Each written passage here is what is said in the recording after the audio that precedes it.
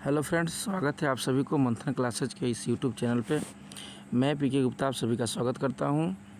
आइए आज हम सभी लोग क्लास 10th के बहुत महत्वपूर्ण क्वेश्चन जो इस बार 2025 के एग्ज़ाम में पूछे जाने की संभावना है, उसी कुछ प्रश्नों को हम लोग देखने का आज प्रयास करेंगे। क्वेश्चन नंबर 1 पर ध्यान देते हैं। साइन टेस्ट का ये पहला टेस्ट का सेट है और ये सेट में 80 प्रश्न दिए गए हैं। 80 प्रश्न में 20 प्रश्न का सोल्यूशन किया जाएगा।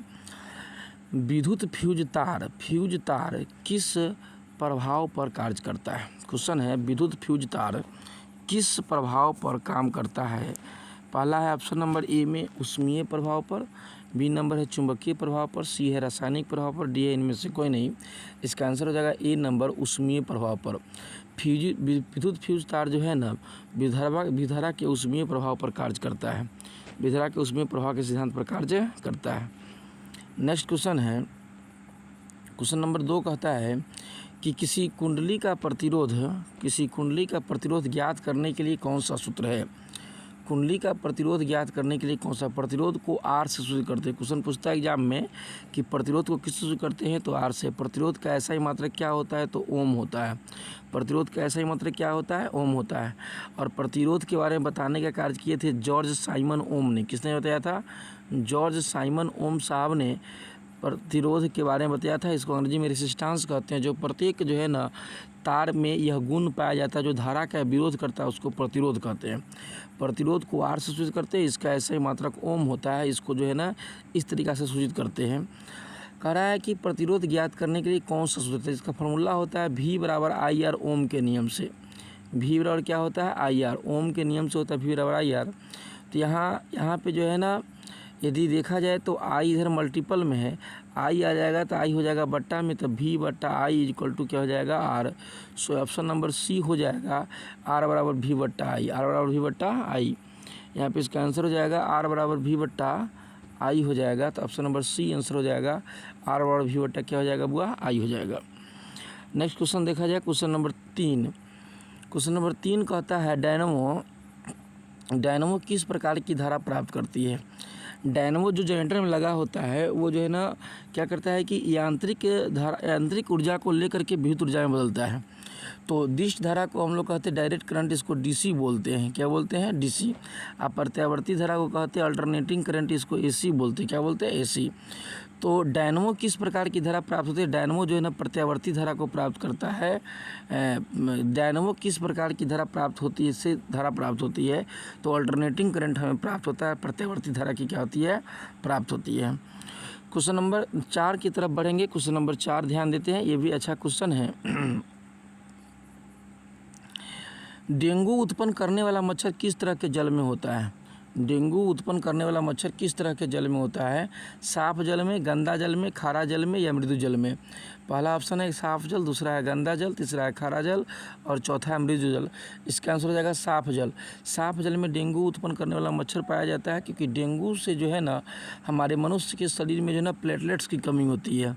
प्लेटलेट्स जो है ना प्रत्येक व्यक्ति के शरीर में विटामिन के उपलब्धि के आधार पर होता है। विटामिन के जितना अधिक होता है उतना प्लेटलेट्स की मात्रा पाई जाता है। प्लेटलेट्स को ही हम लोग एक और नाम से जानते हैं, इसको थ्रोम्बोसाइट्स कहते हैं। क्या कहते हैं? थ्रोम्बोसाइट्स के नाम से जानते हैं प्लेटलेट्स को। और प्लेटलेट्स के कमी होने के कारण व्यक्ति को डेंगू का बुखार लगता है। और डेंगू जो है ना 1.5 लाख से 4 लाख के बीच जो प्लेटलेट्स की मात्रा होती है उसमें 1.5 लाख से कम होना, ये डेंगू का लक्षण है जो साफ जल में इसका जो है ना मच्छर पाया जाता है। क्वेश्चन नंबर 4 का आंसर हो जाएगा ए, साफ जल। Next question 5।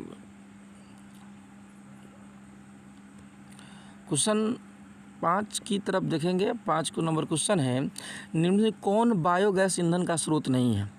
इनमें कौन बायोगैस ईंधन का स्रोत नहीं है? लकड़ी, ऑक्सीजन, गोबर गैस, इनमें से सभी। तो यहाँ लकड़ी जो है ना बायोगैस ईंधन का कोई स्रोत नहीं है। गोबर गैस में ऑक्सीजन की मात्रा पाई जाती है, उसी की उपस्थिति में जलता है वो। बायोगैस ऑक्सीजन रहेगा तभी जलेगा, और गोबर गैस से ही जलता है। और लकड़ी की बात करते तो लकड़ी नहीं है। लकड़ी तो एक अलग तरह का ईंधन होता है, बस में ना ये कोई बायोगैस ईंधन नहीं होता है। आगे क्वेश्चन नंबर 6। क्वेश्चन नंबर 6 में ध्यान देंगे कि कृत्रिम वृक्क, मतलब कृत्रिम वृक्क को हम लोग कहते हैं, मतलब डायलिसिस, हीमोडायलिसिस के नाम से जाना जाता है। तो कृत्रिम वृक्क को डायलिसिस भी कहते हैं। अपशिष्ट उत्पादों को रुधिर से अपवहन द्वारा पृथक करता है, माने किसको अलग करता है। तो अलग करने में तो मोटामोटी यहाँ नाइट्रोजन भी है, कार्बन दोनों हो सकता है, लेकिन स्पेशली आंसर जाएगा नाइट्रोजन, जो कि अमोनिया को क्या करता है, वो अलग करने का कार्य करता है। तो इस तरीके से अमोनिया को अलग करता है, तो उसमें नाइट्रोजन की मात्रा पाई जाती है। तो किडनी से जो है ना रुधिर में से एक अपशिष्ट पदार्थ अमोनिया अलग होता है, नाइट्रोजन के रूप में क्या होता है, अलग किया जाता है। क्वेश्चन नंबर 6 का आंसर हो जाएगा ए हो जाएगा। आगे देखा जाए, हाइड्रा में प्रजनन किस विधि से होता है। हाइड्रा में प्रजनन किस विधि से होता है। तो हाइड्रा में एक प्रजनन होता है द्विखंडन, मुकुलन। पहला ऑप्शन दे रहा है द्विखंडन, एक दे रहा है मुकुलन, एक दे रहा है लैंगिक जनन। लैंगिक जनन की बात हो रहा है। तो लैंगिक जनन की देखा जाए द्विखंडन, मुकुलन, लैंगिक जनन, तो इसमें मुकुलन की विधि होती है, बडिंग मेथड, अंग्रेजी में कहते हैं इसको बडिंग मेथड। तो हाइड्रा में बडिंग मेथड से जो है ना वो नए अपने जीवों को क्या करता है, थोड़ा सा बड या उफार निकालता है, जिससे नए जीवों की उत्पत्ति होती है, जो पहले के जीव के क्या होता है, बराबर होता है। तो 7 का आंसर हो जाएगा बी नंबर, जिसको बोलेंगे मुकुलन, आई मीन बडिंग। क्या बोलेंगे, बडिंग, बडिंग मेथड के नाम से जानते हैं। आगे क्वेश्चन है, क्वेश्चन कहता है नेक्स्ट क्वेश्चन कह रहा है 8 में कि किसी माध्यम के अपवर्तनांक म्यू का मान होता है। माध्यम का अपवर्तनांक में म्यू का मान क्या होता है। तो म्यू का मान होता है, अपवर्तनांक किसको कहते हैं, आपतन कोण की जया, आपतन कोण की जया और अपवर्तन कोण की जया का अनुपात हमेशा एक नियतांक होता है, जिसे अपवर्तनांक कहते हैं। तो आपतन कोण की जया साइन आई और अपवर्तन कोण की जया साइन आर। तो साइन आई बट्टा साइन आर हो जाएगा, क्या हो जाएगा, अपवर्तनांक।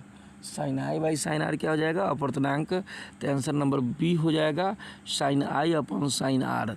Sine I upon sine R हो जाएगा। इस अपवर्तनांक रिफ्रैक्टिव इंडेक्स के नाम से जानते हैं। तो ये रिफ्रैक्टिव इंडेक्स हो गया। दाढ़ी बनाने में कौन सा दर्पण उपयुक्त है। दाढ़ी बनाने में कौन सा दर्पण उपयुक्त है। दाढ़ी बनाने के लिए जो है ना हम लोग इसको हजामती दर्पण भी कहा जाएगा, या दाढ़ी बनाने वाला दर्पण। तो दाढ़ी बनाने के लिए अवतल दर्पण का उपयोग करते हैं। समतल दर्पण में भी काल्पनिक प्रतिबिंब बनता है, अवतल में भी काल्पनिक प्रतिबिंब बनता है, और अवतल में काल्पनिक और वास्तविक दोनों बन सकता है। लेकिन अवतल में जहाँ वस्तु को रखते हैं दाढ़ी बनाने के लिए इस्तेमाल करते हैं, उस समय काल्पनिक सीधा और वस्तु से हल्का बड़ा प्रतिबिंब बनता है, इसलिए अवतल दर्पण का उपयोग दाढ़ी बनाने में किया जाता है। इसको पोल और फोकस के बीच रखते हैं, पोल और फोकस के बीच का रखते हैं, पोल और फोकस के बीच रखते हैं, इसलिए यहाँ पे प्रतिबिंब क्या बनता है, हल्का बड़ा बनता है। इसका आंसर हो जाएगा सी, अवतल। दाढ़ी बनाने में कौन सा दर्पण उपयोग होता है, अवतल। स्पेक्ट्रम को हिंदी में कहते हैं वर्णपट। स्पेक्ट्रम को हिंदी में कहते हैं वर्णपट। वर्णपट में किस रंग की किरण का झुकाव अधिक होता है। तो बैगनी, बैगनी रंग का झुकाव सबसे अधिक होता है, लाल रंग का सबसे क्या होता है, कम होता है। तो लाल इसका आंसर नहीं जाएगा, इसका आंसर हो जाएगा बैगनी। इसका आंसर क्या हो जाएगा, बैगनी, क्योंकि अधिक पूछ रहा है तो अधिक झुकाव किसका होता है, हुआ बैगनी का, ये अधिक हो जाएगा, क्या हो जाएगा, अधिक। और वही क्वेश्चन रहता है कि कम झुकाव किसका होता है, तो कम झुकाव होता है किसका, लाल का। स्पेक्ट्रम पर कितने रंग को उतारा जाता है, तो 7 रंगों को। स्पेक्ट्रम पर कितने रंग को उतारा जाता है, 7 रंग को। बैजानी पिनाला, कौन सी हुआ, बैजानी पिनाला। बै से बैगनी, जा से जामुनी, नी से नीला, ला से बैजानी, ह से हरा और पी से पीला, ना से नारंगी, ला से लाल, बैजानी पिनाला। आगे क्वेश्चन है 11 नंबर, प्रकृति में ऑक्सीजन का संतुलन कैसे बना रहता है। प्रकृति में ऑक्सीजन का संतुलन बनाने के लिए एक प्रोसेस होता है जिसको कहते हैं प्रकाश संश्लेषण, अंग्रेजी में कहते हैं फोटोसिंथेसिस प्रोसेस। प्रकाश संश्लेषण की क्रिया के द्वारा जो है ना प्रकृति में ऑक्सीजन का मात्रा बना रहता है, ऑक्सीजन जो है ना हमेशा उपलब्ध रहता है। नेक्स्ट क्वेश्चन है, पौधे में श्वसन की क्रिया के अंतर्गत एडीपी मतलब एडिनोसिन डाइफॉस्फेट, एडिनोसिन डाइफॉस्फेट को टूटने के पास कितना ऊर्जा मुक्त होता है। एडिनोसिन डाइफॉस्फेट के टूटने के बाद कितना ऊर्जा मिलता है, 3.5 किलो जूल प्रति मोल।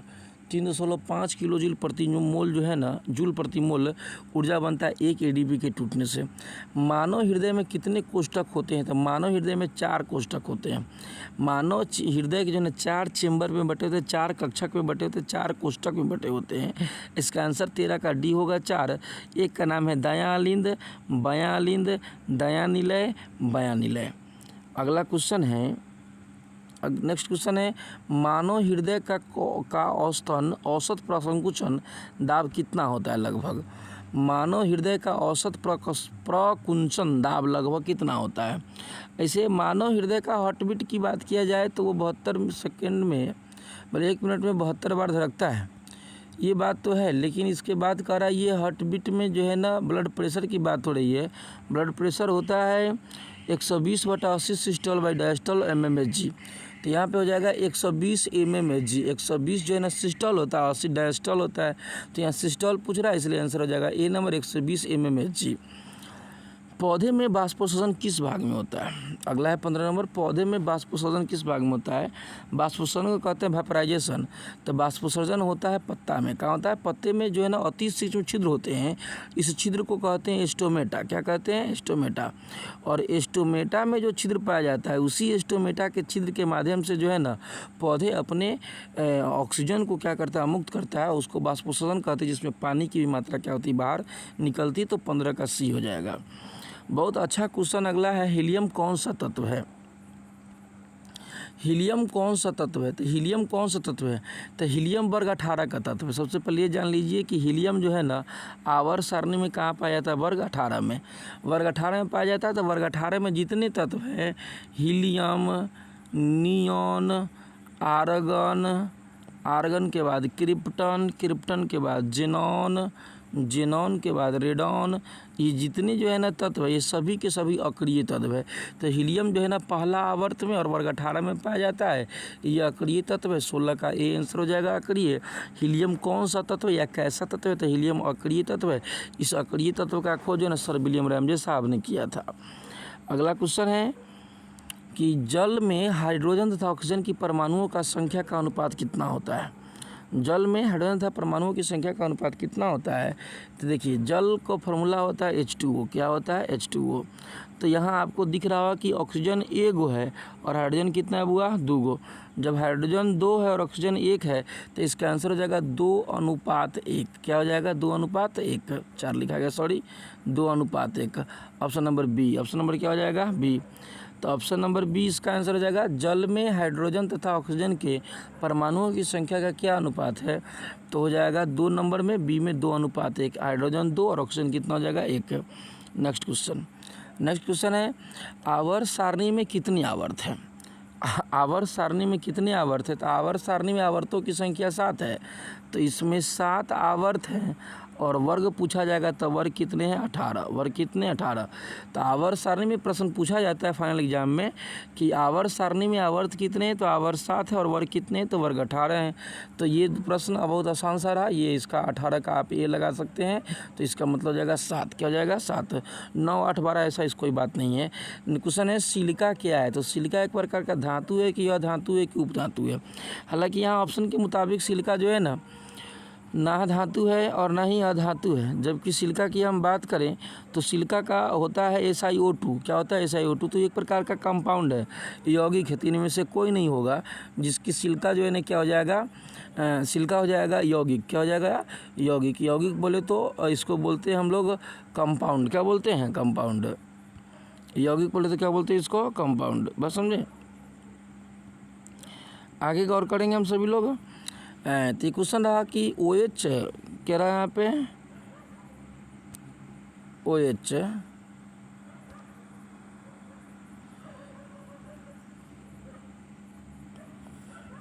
OH क्रियाशील मूलक में कौन सा है। OH में क्रियाशील मूलक कौन सा है। तो OH का क्रियाशील मूलक की बात करते हैं, कीटोन है कि एल्डिहाइड है कि अल्कोहल है।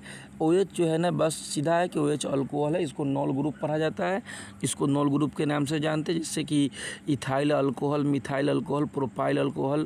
तो इस तरह जो है ना इथेनॉल या इस तरह का होता है। तो इसको OH को जो है ना हम क्या बोलते हैं, अल्कोहल के नाम जानते हैं। तो एक बार फिर से देख लीजिए कि 19 का आंसर हो जाएगा डी।